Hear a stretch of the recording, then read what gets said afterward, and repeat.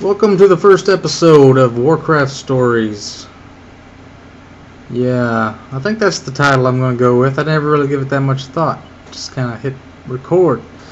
Now that we're in the middle of this, let me take you back to when I first started getting into Warcraft. Okay, I got Warcraft 3, the big battle chest that everybody seems to have.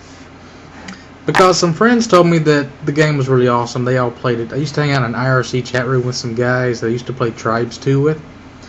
And they were all playing Warcraft 3. And I really didn't like real-time strategy games that much. I like Command and Conquer, but Warcraft I wasn't that into. And then I got Warcraft 3, and the whole thing with the creeps and all this stuff that's like it made the game seem unbalanced to me, so I didn't really like it. I even gave my CD key away to some kid that was in the room. So, then World of Warcraft came out, and I was just finishing up Diablo 2. I think I just decided to stop playing Diablo 2, and I was looking for something new. And they were all talking about getting Warcraft, so I think they had gotten it, some of them had, and they wanted me to get into it. And I told them, like, I used to play an Amazon and Diablo, I think, or I wanted a character with, like, a ranged attack, and they were telling me about hunters, and I would probably like being a hunter. So yeah, I kind of agreed that would probably be a good idea, and went to buy Warcraft, and Best Buy didn't have it. It was out. Walmart didn't have it.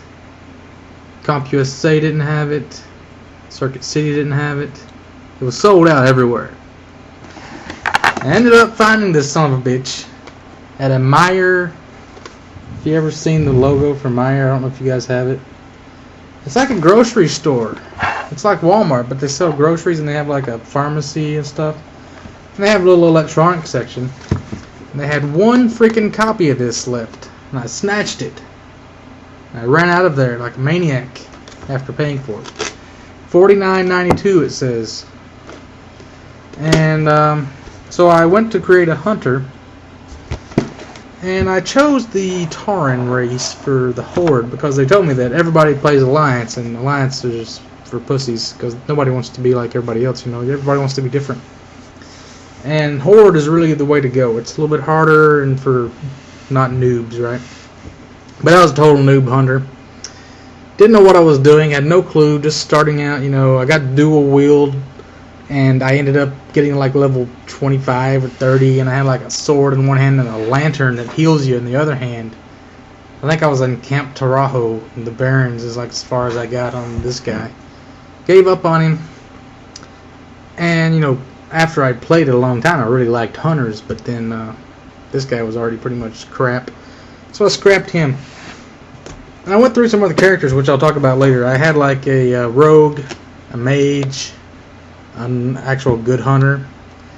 But then I ended up playing a dwarf paladin for the Alliance on a server called Agama Game, which is the race of pigmen, or the god that the pig guys and the barons worshipped that like died and his blood made thorns come out of the ground. If you follow the lore of Warcraft, this is really, really nerdy. Kimberly, if you thought your video was nerdy, this is going to be the nerdiest nerd fest of all. So anyway, I ended up making a paladin, a dwarf paladin, because they have that stone form ability. And I'm always like a big fan of underground things, like living inside a mountain. I think that would be cool. I'm like the opposite of a claustrophobic. I like enclosed spaces, and like mountain dwarves kind of like, they love that. They love mining and digging with the dirt and finding gold. They have a treasure finding ability, which that's great. Find treasure chests. And I was a miner and engineer. That was my professions. And I named the guy Tank because Warcraft, if you've ever played it, you know warriors are always the tanks.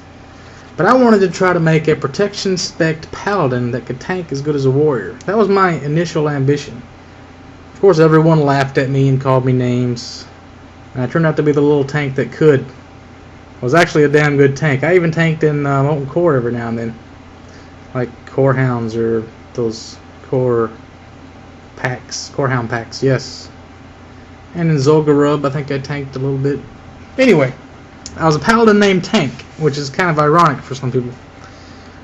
And I designed the character, the physical appearance. I was going through all the different hairstyles, like creating a character for the first time. That's really the best part of any game. Picking out the hair, the colors, and all this stuff. And as I was going through, I noticed that there's a hairstyle, and I wanted something with like really blonde hair, because I'm going to be a paladin. I'll be wearing gold, and I wanted it to match. I knew paladins always got like golden, like light, holy looking gear. And I ended up making him look like Hulk Hogan. He's a dwarf that looks like Hulk Hogan, and dressed up in gold, he looks totally badass. He's got a big ass ponytail, and he's bald, and he's got squinty eyes, and he carries a big glowing hammer.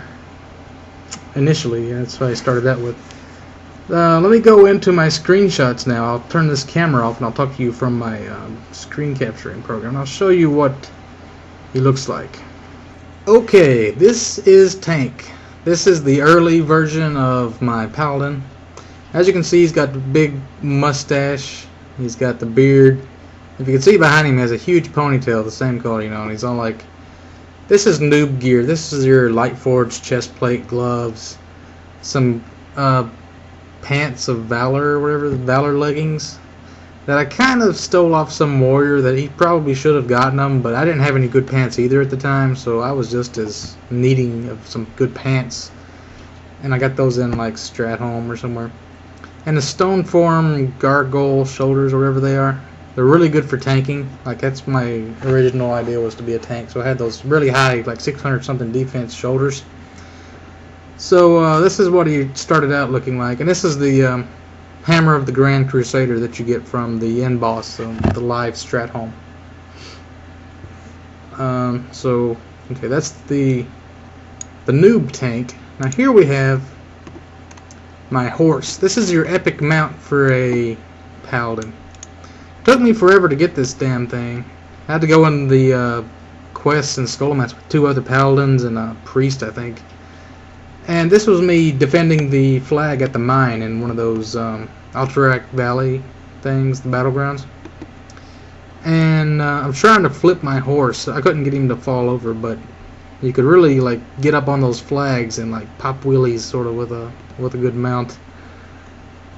And let's see what this next picture is. Okay, here is when I get my fairly decent gear. Still have the same hammer, but I have like the PvP gloves, PvP pants.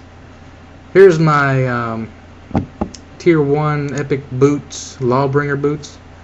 And I had the Lightforged shoulders, and God, getting those shoulders was like, took me a month or so. It took forever because you have to go through UBRS to get it off that beast dog, and there's always another paladin in the group. At least one, maybe 2 other paladins that want these damn shoulders, so you have to compete with 2 other guys. Finally got that damn thing. It looks really cool. I think it looks even better than the Lawbringer shoulders.